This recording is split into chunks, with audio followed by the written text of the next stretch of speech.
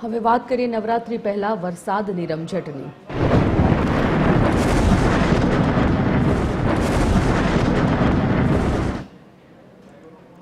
નવરાત્રી પહેલા વડોદરામાં વરસાદે ધડબડાટી બોલાવી। ભારે વરસાદથી ગરબા ગ્રાઉન્ડ તળાવ બની ગયા। અનેક નાના ગરબા મેદાનો પાણીથી છલકાયા તો નવરાત્રીના એક દિવસ અગાઉ જ ભારે વરસાદ વરસ્યો। આવતીકાલથી નવરાત્રી શરૂ થઈ રહી છે, એવામાં ગરબા આયોજકોની તૈયારીઓ પર પાણી ફરી વળ્યું છે અને ગરબા આયોજકો ચિંતામાં મુકાયા છે। ઓનલાઈન પર એસોસિએટ એડિટર અમિત ઠાકોર જોડાઈ ગયા છે। અમિત, નવરાત્રીને બસ હવે ગણતરીના કલાકો, એવામાં વરસાદ વિઘ્ન બનીને આવી રહ્યો છે।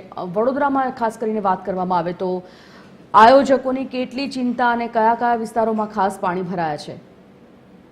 જુઓ, અત્યારે તો વરસાદ બંધ છે, પરંતુ મળસ કે લગભગ 3 થી 5 વડોદરામાં ખૂબ વરસાદ થયો છે અને આ વરસાદે સવારમાં જ ગરબા આયોજકો અને ખેલૈયાઓની ઊંઘ ઉડાવી દીધી હતી।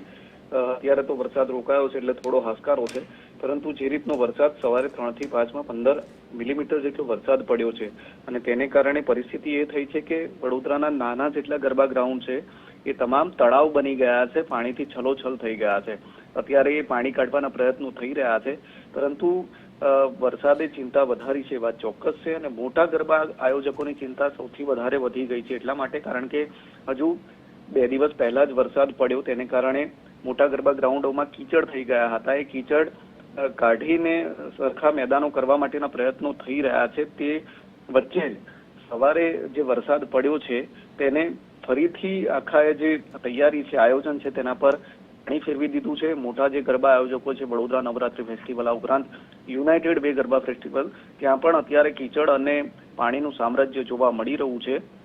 એટલે જે રીતે વરસાદ વરસ્યો છે ને અત્યારે પણ વાદળછાયું વાતાવરણ છે, જો કે વરસાદ બંધ છે, પરંતુ આ વાદળછાયા વાતાવરણે ગરબા આયોજકો અને ખેલૈયાઓ બંનેની ચિંતામાં વધારો કરી દીધો છે।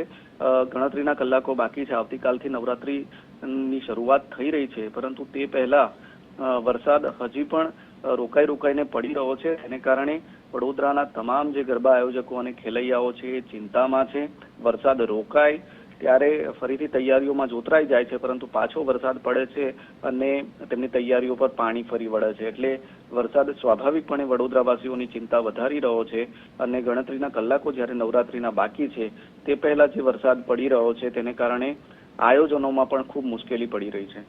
જાણકારી માટે ધન્યવાદ।